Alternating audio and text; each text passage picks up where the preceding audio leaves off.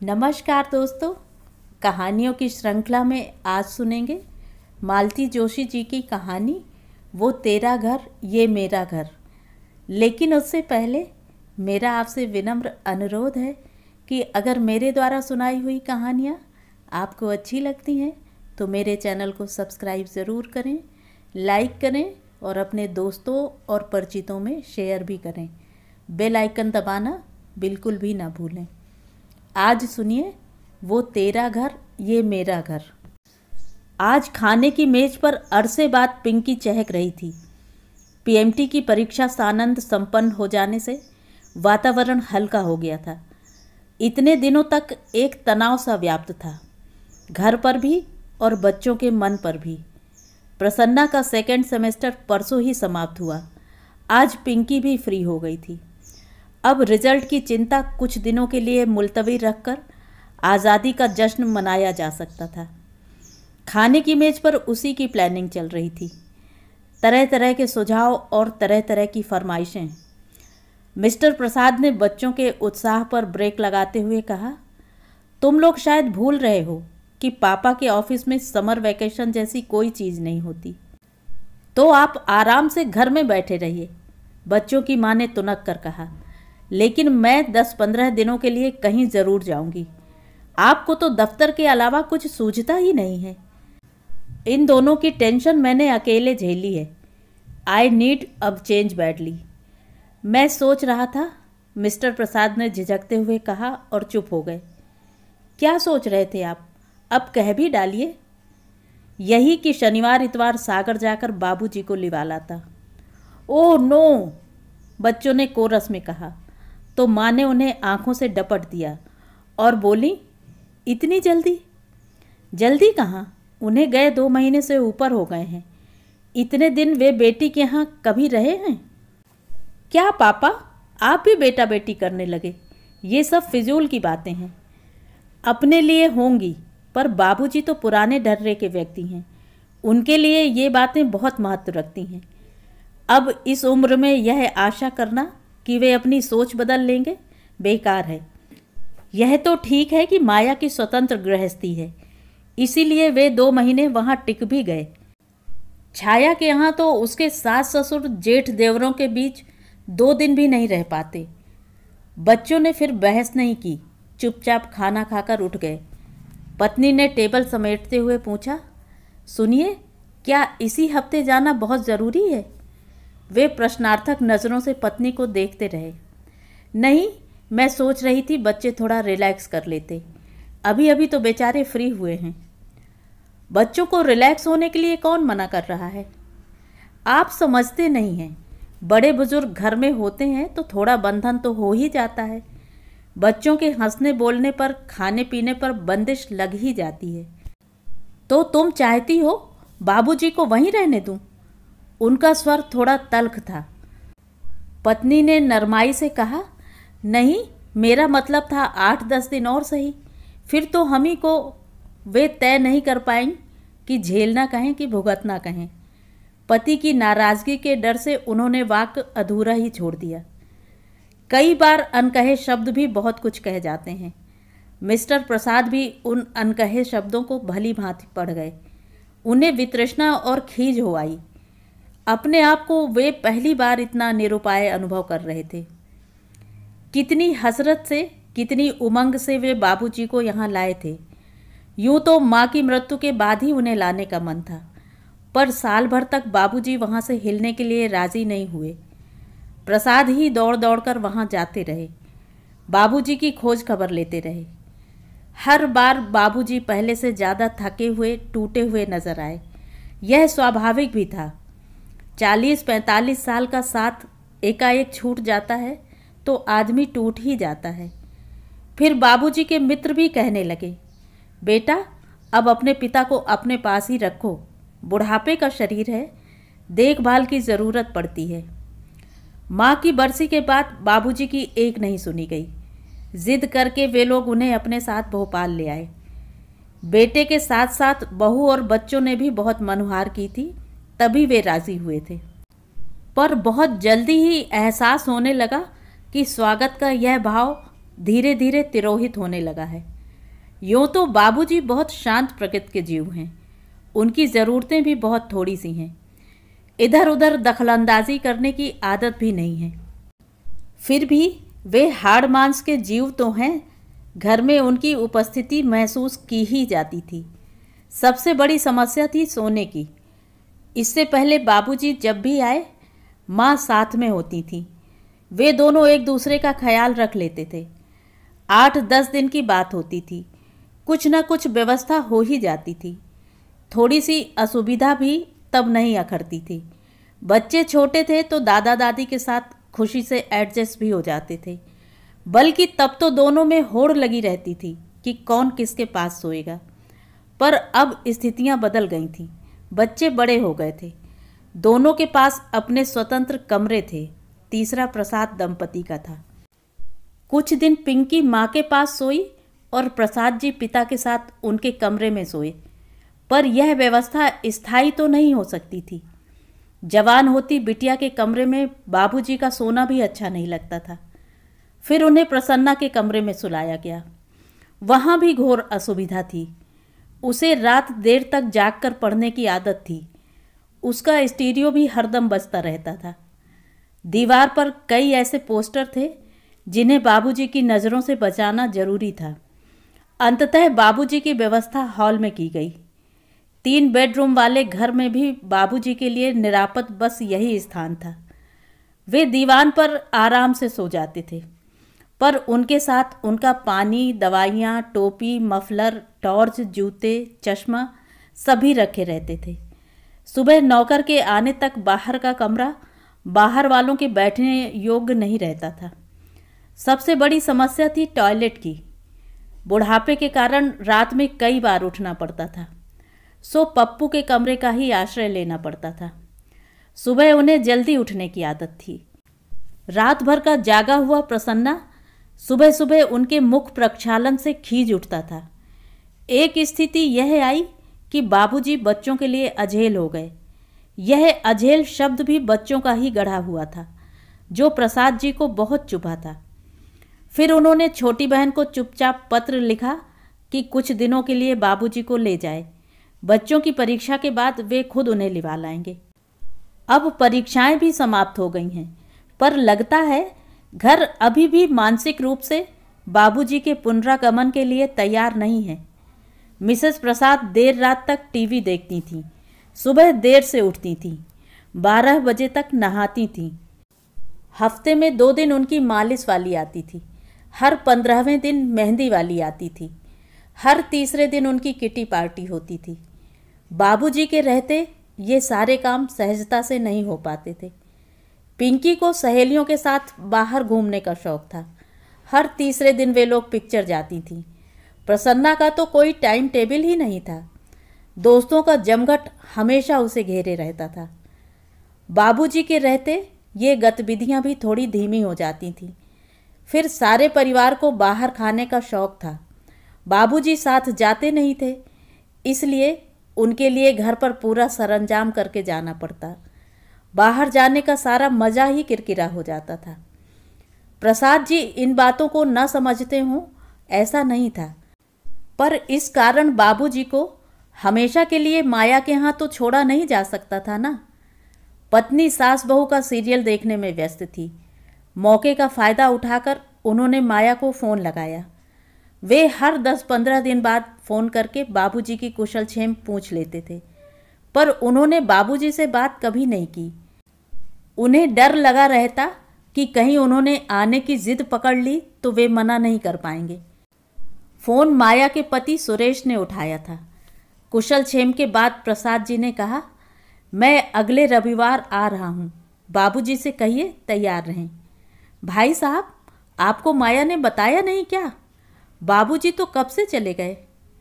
चले गए? कहाँ? उन्हें लगा कि आवाज़ कुछ ज़्यादा ही ऊंची हो गई है।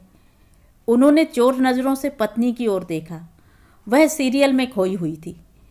उन्होंने अपनी आवाज़ यथाशक्ति धीमी करते हुए कहा, कहाँ चले गए? अपने घर जौरा। मैं खुद ही तो छोड़ आया था। हाँ, शायद बाबूजी ने मना किया था इसीलिए माया ने आपको बताया नहीं होगा।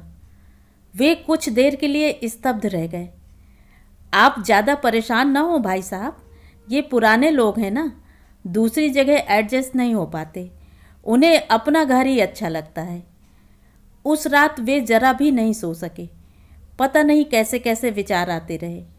मुश्किल तो यह थी कि वे अपनी परेशानी पत्नी के साथ भी शेयर नहीं कर सकते थे।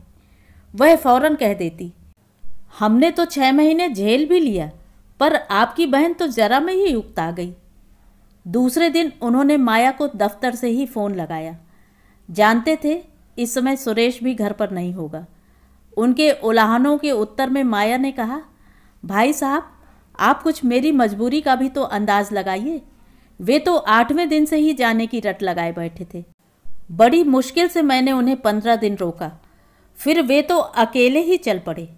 बोले, भोपाल कौन सा दूर है, यहाँ से बस में बिठा दो, वहाँ फ़ोन कर दो, कोई ना कोई उतार लेगा। मैंने बहुत मना किया, पर जब बिल्कुल ही ज़िद पर आ गए तो उन्हें असली बात बतानी ही पड़ी। क्या? यही कि बच्चों की परीक्षा होने तक आपको यहीं रहना है। तब तो शायद तुमने यह भी बता दिया होगा कि मैंने ही तुमसे कहा था कि उन्हें ले जाओ। भाई साहब, यह तो मैं कभी नहीं बताती, पर उन्होंने खुद ही अंदाज़ा लगा लिया। उसके बाद तो वे पल भर भी यहाँ रुकने को राज़ी नहीं हुए। बोले, ईश्वर की कृपा से अभी मेरा घर सलामत है, मुझे वहीं पहुँचा दो। फिर ये खुद जाकर छोड़ आए थे, ज़रूरी व्यवस्थाएं भी कराए थे। इसके बाद कहने को कुछ था ही नहीं। उन्होंने चुपचाप रिसीवर रख दिया और उस घड़ी को कोसते रहे जब उन्होंने बाबूजी को माया के साथ भेजा था। पूरे हफ्ते वे गुमसुम बने रहे। फिर एक शाम मालवा एक्सप्रेस से चल ही पड़े। मुंह अंधेरे मुरैना पहुँचे। वहाँ से जो पहली बस मिली उससे जौरा के लिए चल पड़े। उन्होंने सोचा था कि इतनी सुबह घर खुलवाने में दिक्कत होगी। भूल ही गए थे कि गांव कस्बों की सुबह ज़रा जल्दी होती है। घर पहुंचकर देखा, सामने वाले आंगन में चारपाइयाँ बिछी हुई हैं और बाबूजी की मित्र मंडली चर्चा में मशगूल है। उन्होंने जाते ही सबके पांव छुए, आशीर्वाद पाया। फिर वे सबके सब उठ खड़े हुए। पंडित जी, अब आप बेटे की खातिर कीजिए, हम लोग चलते हैं। अरे आप लोग बैठिए ना, मैं क्या कोई मेहमान हूँ? यह तो मेरा घर है, आप लोग इत्मीनान से बैठें। इस आग्रह में शिष्टाचार तो खैर था ही, एक उद्देश्य यह भी था कि उतनी देर तक बाबूजी के सामने अकेले पड़ने से बचे रहेंगे। पर बाबूजी के दोस्त रुके नहीं। उन्हें विदा करके बाप बेटे दोनों भीतर आए। बाबूजी ने कहा, तुम मुंह हाथ धो लो, तब तक मैं चाय चढ़ाता हूँ। बाथरूम का दरवाज़ा खोला तो चकित रह गए। बाबूजी, ये कमोड कब लगवाया? अभी अभी तो लगवाया है। सोचा तुम लोग आते हो तो तुम्हें परेशानी तो होती होगी, मुझे भी बुढ़ापे में आरामदायक लगता है। उस पुराने घर में वह नया नकोर बाथरूम टाट में रेशम के पैबंद सा लग रहा था। फ्रेश होकर बाहर आए तो देखा चौके में एक छोटी सी मेज पर चाय लग गई थी, साथ में बिस्कुट भी थे। यह मेज भी नई लग रही है। हाँ, अब पटे पर बैठकर खाना अच्छा नहीं लगता, तुम्हारी माँ याद आती है। वैसे भी पटे पर बैठकर खाने का मज़ा तो तब है जब पास बैठकर कोई बात करे, गरम गरम फुलके उतारकर मनोहार के साथ परोसे। जब अपने से लेकर खाना है तो मेज ही ठीक है। प्रसाद जी समझ गए कि बाबूजी एक तरह से यहीं रहने का मन बना चुके हैं। वे पहले की अपेक्षा चुस्त दुरुस्त भी लग रहे थे। शायद माँ की आकस्मिक मृत्यु के दुख से वे उबर चुके थे। अपने मन की बात कहने के लिए वे उपयुक्त शब्द खोज रहे थे। तभी किसना ने आकर उनके पैर छुए। कैसे हो किसना? बस बाबूजी की कृपा है, उसने गदगद भाव से कहा। बाबूजी की कृपा का बखान फिर कर लेना, पहले जाकर भैया के लिए कुछ नाश्ता लेकर आ, बाबूजी ने कहा और जेब से पैसे निकालकर वे तफसील से उसे कुछ समझाने लगे। प्रसाद जी ने कहना चाहा कि बाबूजी, आजकल मैं यह सब नहीं खाता हूँ। उन्होंने खुद उठकर किसना को पैसे देने चाहे, पर हिम्मत ही नहीं पड़ी। उन्होंने अनुभव किया कि बाबूजी अपने पुराने फॉर्म में लौट आए हैं। यह भी कि यह बाबूजी का घर है, यहाँ उनका आदेश ही चलता है। उन्होंने सोचा नाश्ता आने से पहले नहा लिया जाए। नहाने के बाद आंगन में बंधी रस्सी पर तौलिया फैलाते हुए उन्होंने देखा कि एक महिला ने उन्हें देखते ही लंबा सा घूंघट खींच लिया है। बाबूजी, आंगन में कौन है? किसना की बहू होगी। वे लोग अब यहीं रहने लगे हैं ना? यहीं मतलब? पीछे गाय वाली कोठरी खाली पड़ी थी ना, उसे ठीक ठाक करके दे दी है। बहू भी गांव में पड़ी थी, उसे भी ले आया है। वह मेरे लिए 2 रोटियां डाल देती है, चौका बासन झाड़ू बुहारू कर देती है।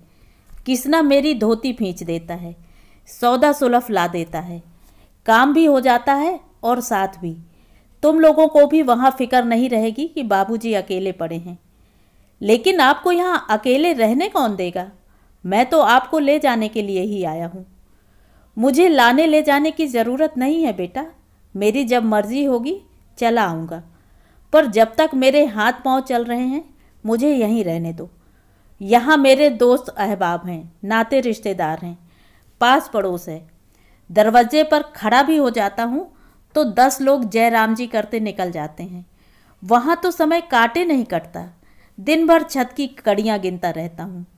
बात करूँ भी तो किससे? तुम सब लोग अपने अपने काम में मसरूफ़ रहते हो। अब इस उम्र में मुझसे ज़्यादा पढ़ना लिखना भी नहीं होता। बाबूजी की बात एकदम सही थी। उसका कोई तर्कसंगत उत्तर प्रसाद जी सोच रहे थे कि बाबूजी ने कहा, एक बात और है बेटा, तुम्हारी माँ तो नहीं रही, पर जब तक मैं हूँ तब तक तो लड़कियों का पीहर बना रहे।